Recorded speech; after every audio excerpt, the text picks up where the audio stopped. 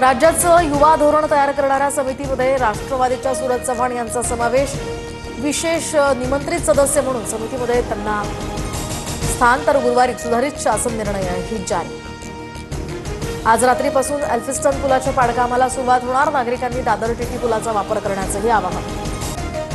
कुख्यात गुंड बंडू आंदेकर याच्या घराची आता पोलिसांकडून झडती, तर आंदेकरच्या घरातून कोट्यवधींचा मुद्देमाल जप्त। 67 लाखांचे दागिने, 2,50,000ची रोकडही जप्त।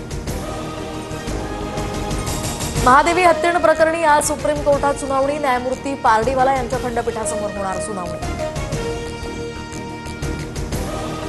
लाडकी बहीण योजनेसंदर्भात राज्य सरकारकडून हायकोर्टाच्या नागपूर खंडपीठात शपथपत्र दाखल। शपथपत्रानुसार राज्यातील वित्तीय तूट 3% कमी लाडकी बहीण योजनेविरोधातील याचिका फेटाळून लावावी, सरकारची विनंती। आरबीआय मुंबईमध्ये नवीन कार्यालय उभारणार। नरिमन पॉइंट या ठिकाणी 4 एकर जागा 3,472 कोटी रुपयात खरेदी। मुंबई मेट्रोकडून या जागेची खरेदी।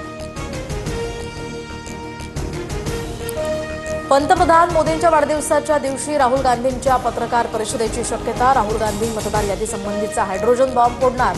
17 सप्टेंबर रोजी वाराणसी मतदारसंघातील मतदार याद्यांची आकडेवारी मांडणार, सूत्रांची माहिती।